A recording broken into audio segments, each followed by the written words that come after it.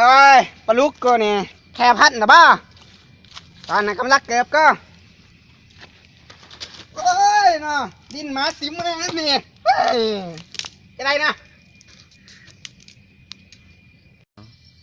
เอ้ยป้าคนนี้เอาแม่แพร่พันธุ์ได้แต่ว่านี่เนาะ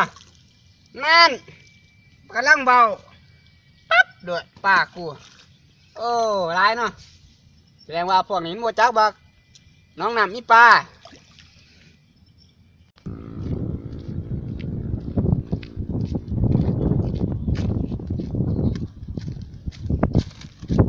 โอ้ยางไปน้ำมอนี่ก่อนยังอยู่เนาะยางไปเบิ่งซ้ายดิ่งปานก่อนจังน้อยหนึ่ง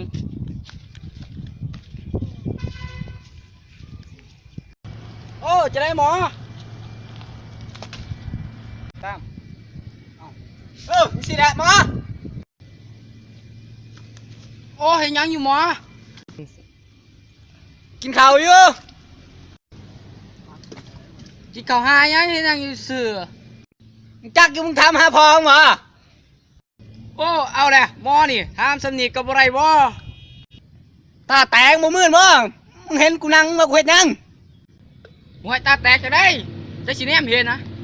เอาเข้าใจหมอปลาอยู่ซาโตเอาแม่แพร่พันธุ์ได้หรือบ่เอามานี่มึงเข้าใจบ่ปลาหน่อยลายมึงแนมเบิ่งตามึงมื่นบ่ปอบมึงเอ้ยอย่าแหละเอาเมื่อก่อนคำหน่อยนี่คือเมื่อไว้แท้มาแต่เลินเลยหมอบักตบมากินแน่บ่นี่บักตบนี่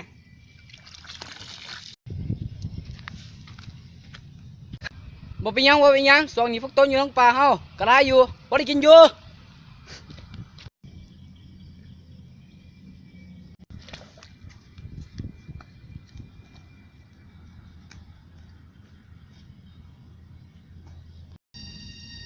ระวังเหยียบขี่กูเริ่มมากูว่างขนาดโอ้ย่างหาทุ่งนาผู้ใหญ่นี่ก็3-4เห็นพอเมื่อกันได้ลูกเลยขอใหญ่ไปเลยมันคำแหละ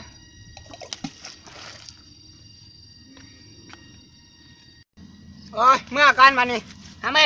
คำแหละเห็นหน้าฟ้าในกระยากแท้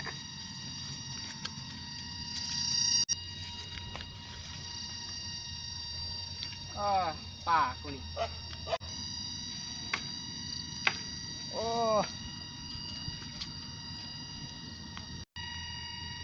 น้องเอ้ยนาของพ่อใหญ่บ้านของน้องไปทางใดไปทางนาพุ่นแหละทางนาและทางใดไอ้มีโทรศัพท์บ่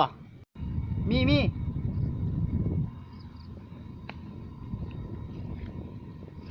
ไอ้นี่ทางนานี่ทางหลังโง่ตายเนาะสำนีกับหูจักเอาเลยโทรศัพท์กู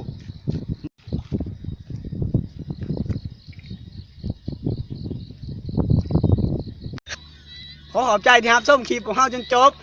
ก่อนอื่นหมดอย่าลืมติดตามพวกเฮากดไลค์กดแชร์ให้เฮาหน่อยเด้อ